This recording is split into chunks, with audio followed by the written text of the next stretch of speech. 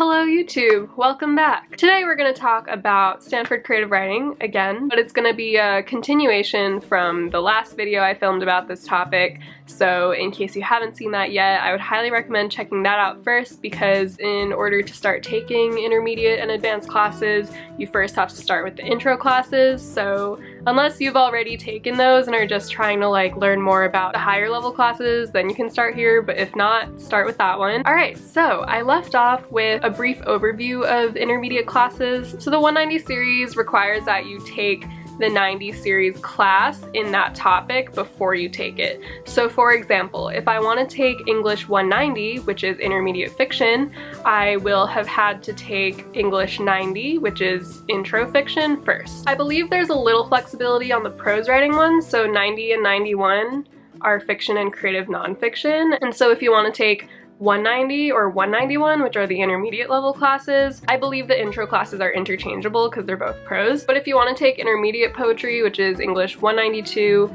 the prerequisite to that is English 92, which is intro poetry. Personally, I took 192 my sophomore spring, which was the quarter after I took 92. I took it with Professor Margaret Ross. And then, so the thing about the 190 series is that there's a lot of versions that kind of branch off of it, and that switches up year to year, quarter to quarter, so I'm not entirely sure what this year's are, but my senior fall I took 190E, so it kind of follows the special topics lettering system where they add letters at the end of it. So just English 190 is intermediate fiction writing. So 190E was a special topics version of that where we focused on novel writing. There is a pretty big variety, and if there isn't a special topics class that really catches your attention, the general 190 series is also a great place to start because they're super open to experimenting and writing in your own style. So I also mentioned last time, but the 190 series does require the course lottery. So the course lottery is just a creative writing department specific form that you fill out before each quarter, and I believe you get to rank, it's either your top 2 or top 3 choices, and you get to rank it both by course number and by professor and time slot. So it gets pretty specific, and then when they're done doing the lottery, they post this huge list of every class with the list of people who get into it and the wait lists. I recommended this last time, but it's gonna be a lot rarer the higher level classes you get to, because there's just going to be a lot fewer people trying to take the class for a given quarter, and just from my experience, the class sizes tend to be smaller. That being said, novel writing was actually way over enrolled. I think special topics classes do fill up a lot faster than the general ones, but yeah, totally feel free to email your professor if you didn't get in and ask them if you can show up on the first day, just to see if a spot opens up. And even if a spot doesn't open up, if you really want to take the class, just keep showing up. And by week 3, either someone will have dropped it, or you'll really be the only one who's been showing up consistently, so the professor can usually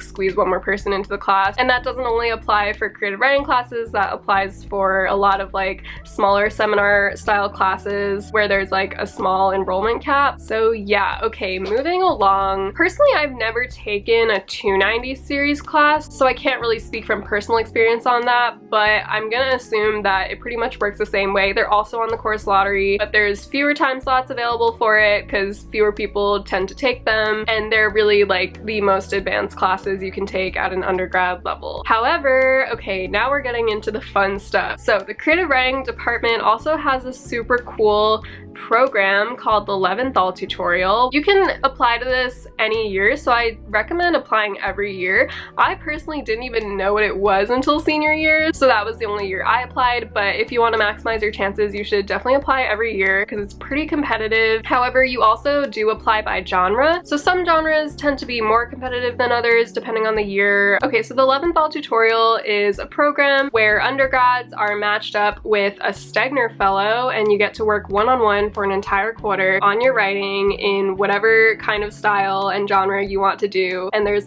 social events, and there's a reading at the end, and they put everyone's work into an anthology that comes out really cool. And it's a really great way to get to know other writers in the Stanford community and also form this really great mentorship with the Stegner fellow that you're working with.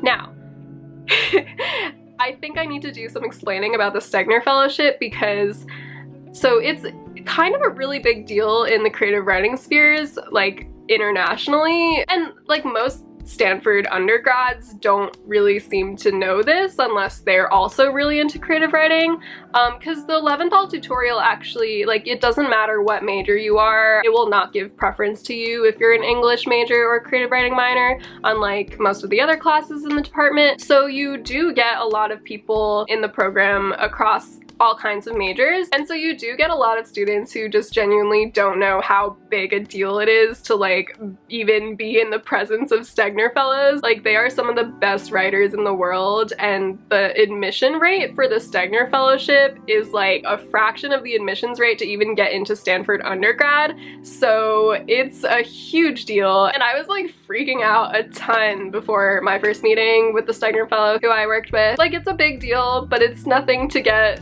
so cripplingly nervous about, I would say. They're really awesome to work with and really want to work with you. Oh yeah, and so the other part that's really cool and something I had no idea about before I was accepted to the program is that the Stegner fellows pick you. So I'll get into the application a little bit more, but so all the Stegner fellows read everyone's writing samples that they submitted, and if they like you, they like pick you for themselves. So I was like super surprised to hear that, and it feels so like such a personal decision to have been hand selected by a Stegner fellow. I don't know. I'm like so starstruck in the presence of these legends. So yeah, so that's basically the Leventhal tutorial. Going into the application for it, it's pretty simple as well. You just fill out your name, what you're studying, they have like a question about what kind of writing you want to explore in this.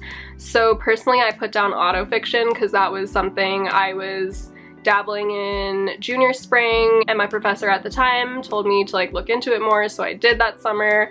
And it was definitely something I wanted to explore a lot more with it. And then you attach your writing sample, which I think they said can be up to 10 pages. So I submitted a 4-page flash and a 6-page short story that I kind of had to like shorten and condense a lot. Honestly, they both could have counted as flash fiction. Like, I don't really know how to categorize them, but yeah, so I submitted 2 stories in that. I know some people submitted like a story excerpt or maybe just one full story, but I felt like those were 2 of my stronger pieces that I worked on that summer. And then, so the way the Leventhal works is, I mean, it totally varies per like Stegner fellow Leventhal pairing, but so everyone at the beginning like meets with their Stegner fellow and discusses kind of their goals for the quarter. I think the minimum number of books you need to read is 3 books, and then you have to produce 50 pages of writing. But part of that 50 pages can also be revisions if you're doing pretty extensive revisions. Personally, we ended up reading 5 books, and I submitted a new piece every week for like the first, I want to say 5 or 6 weeks, and then the last 4 weeks, I guess, we just did revisions of like my 3 favorite stories out of the ones I submitted in the first half. And yeah, I had so much fun with it. It was honestly like the highlight of my Stanford experience, and I've like said this to so many people. Like, if you have 5 units in one of your winter quarters, like any of your winter quarters, and you love writing, I would highly recommend you apply, because it was genuinely like one of the most fun academic experiences I've had.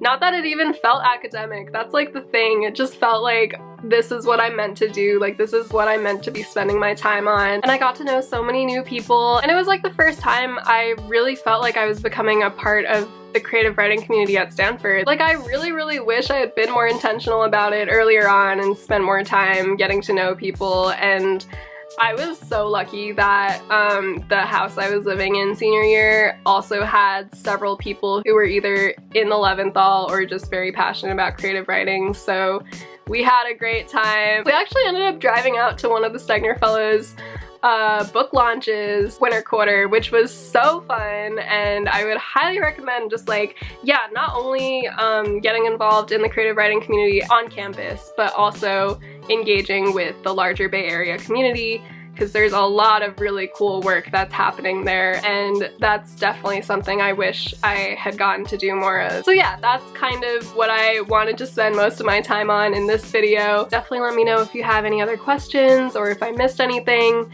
down in the comments below, and thanks so much for watching, and I'll see you next time. Bye!